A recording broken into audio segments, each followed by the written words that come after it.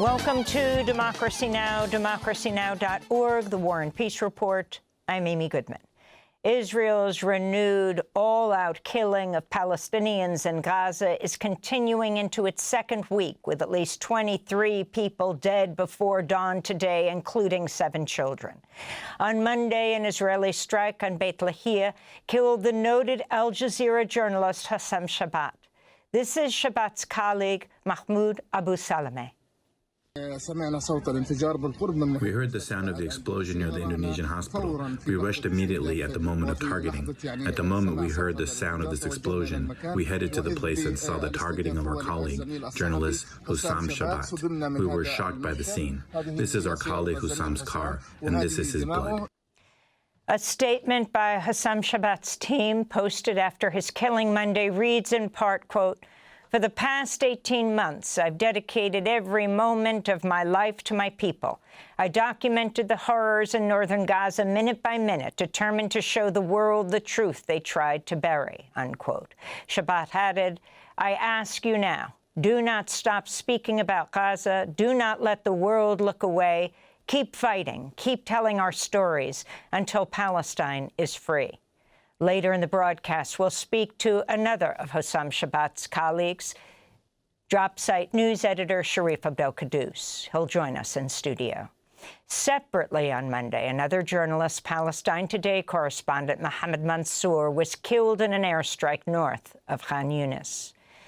In the occupied West Bank, a mob of masked and armed Israeli settlers Monday brutally attacked Hamdan Bilal, the Palestinian Oscar-winning director of the documentary No Other Land. The group of at least 15 settlers also assaulted activists with the Center for Jewish Nonviolence. The attack took place in the village of Susia in the Masafar Yatta region. One of Bilal's co-directors, journalist Bassel Adra, said the group entered their village and started the assault shortly after residents broke their daily Ramadan fast. Bilal screamed, "I'm dying," as he was being brutally beaten. He was then loaded while heavily bleeding into an Israeli military vehicle. He has not been seen since. We'll speak with his co-director, Bassel Adra, and an eyewitness from the Center for Jewish Nonviolence after headlines. In a stunning breach of security protocol, senior members of Trump's administration unknowingly shared plans to bomb Yemen with a reporter on an unclassified Signal group chat. Jeffrey Goldberg, editor-in-chief of The Atlantic magazine, revealed the chats in a piece headlined, "The Trump administration accidentally texted me its war plans." Goldberg said he did not think the chat could be real until U.S. strikes actually did hit Yemen on March 15th. National Security Advisor Mike Waltz created the chat, which also included Defense Secretary Pete Hegseth and Vice President J.D. Vance. Vance initially argued against the strike, saying, quote, 3% of U.S. trade runs through the Suez, 40% of European trade does. Vance also messaged, quote, I am not sure the president is aware how inconsistent this is with his message on Europe right now, before backing down. In response to the first wave of bombings, Waltz posted emojis of a fist, an American flag, and fire. Over 50 people were killed during those U.S. strikes on Yemen, including children. National security experts say using Signal to share classified information likely violates the Espionage Act and federal records law. This comes as the U.S. continues to attack Yemen after Houthi fighters threatened to renew strikes on Red Sea vessels over Israel's resumption of its all-out war on Gaza. On Monday, U.S. airstrikes in Sana'a killed at least 2 people and wounded over a dozen others, including children. This is a local resident who witnessed the attack. A brutal American-Israeli aggression targeted civilians in a residential area that had no weapons or warehouses, as the Americans claim, only innocent civilians. They bombed an empty basement with nothing in it. The residents of nearby buildings were harmed. Among them, people and even children were injured. In Ukraine, over 80 people were wounded, including children, in a Russian missile attack Monday in a densely populated area in the city of Sumy, which also severely damaged a school and hospital. Meanwhile, a Ukrainian rocket attack in eastern Ukraine's Russian-occupied Luhansk region killed at least 6 people, including 3 Russian journalists. The latest attacks came as U.S. and Russian officials wrapped up talks in Saudi Arabia Monday over a proposed ceasefire deal between Kyiv and Moscow. Ukrainian and U.S. delegations also met separately in Riyadh. Details have not been made public, but a main issue on the agenda was reportedly the revival of a 2022 grain deal, allowing Kyiv to export across the Black Sea in exchange for an easing of Western sanctions on Moscow. The U.S. Supreme Court on Monday rejected an appeal in the landmark legal case Juliana versus the United States. The lawsuit has inspired other successful cases by youth demanding the government take responsibility for the climate crisis. This is Mato Santos of the group Our Children's Trust, which brought the case. For nearly a decade, 21 young people fought to hold the U.S. government accountable for fueling the climate crisis in Juliana v. United States. Today, the Supreme Court refused to hear their case. And in a very rare move, the Department of Justice issued a statement calling the lawsuit a distraction. That's coming from the shock and awe administration, actively dismantling environmental laws, the agencies that enforce them, and our democracy. Juliana has spanned 4 presidents. This case isn't political. It's about fundamental rights, life, liberty, and a livable future. That's why young people are winning from Montana to Hawaii. We're not done. We'll see the federal government back in court. In more Supreme Court news, and a major win for press freedom, justices have declined to hear a case brought by Trump ally Steve Wynn challenging the landmark ruling New York Times versus Sullivan, which in 1964 established bedrock protections against spurious defamation and libel cases in the U.S. legal system. To learn more about NYT versus Sullivan, go to democracynow.org to watch our interview last week with the Pulitzer Prize-winning New York Times reporter David Enrich.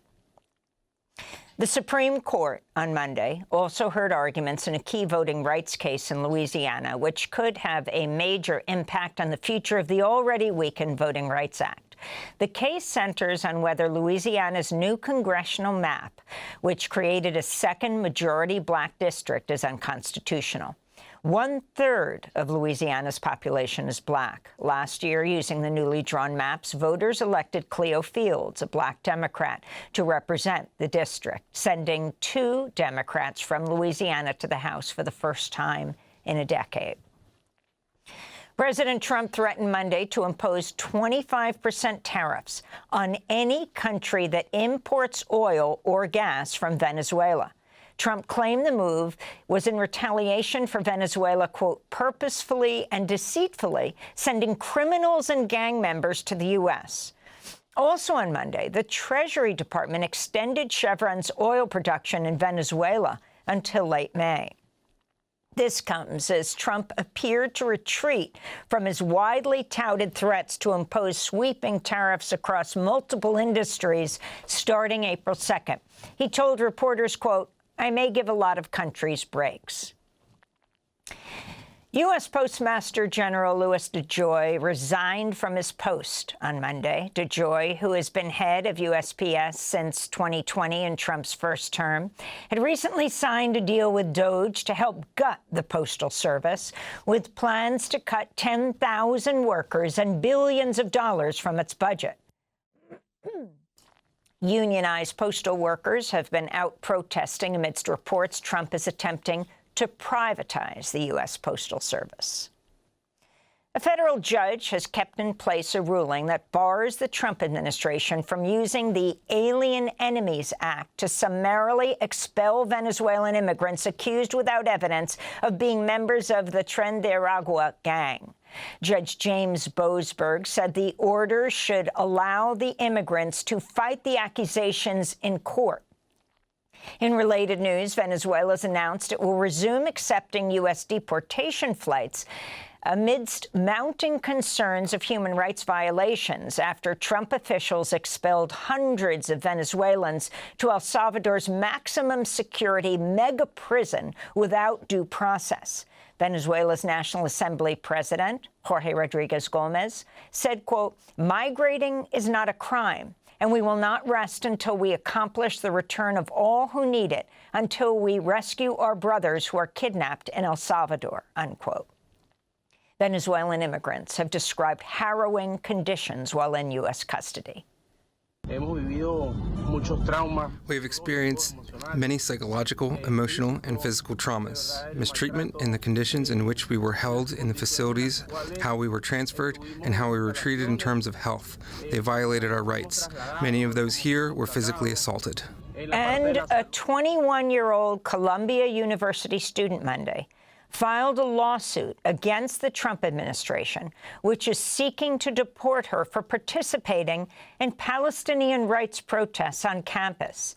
Yeonseok Chung is a legal permanent resident from South Korea who has lived in the United States since she was 7 years old. Federal immigration agents searched Chung's university housing earlier this month as they attempted to arrest her.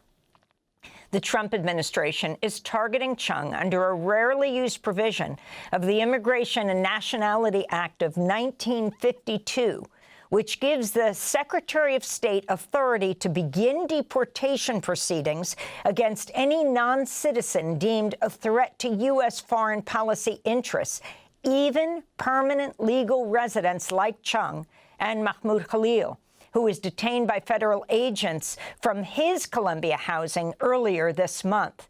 Yesterday, dozens of faculty members gathered to condemn Trump's and Columbia's attacks on free speech. This is political science professor Timothy Fry. Why do autocrats fear higher education? Why are they so hostile to the free expression of ideas? Well, universities are threatening to autocrats because we teach independent and critical thinking, because we train our students to scrutinize evidence and demand rigor, and because we teach students to be skeptical of authority, especially our own authority. If anyone thinks that we can brainwash Columbia students, they've never met a Columbia student. To see our interview with former Columbia law professor Catherine Franke, you can go to democracynow.org. And those are some of the headlines. This is Democracy Now!, democracynow.org, The War and Peace Report. I'm Amy Goodman.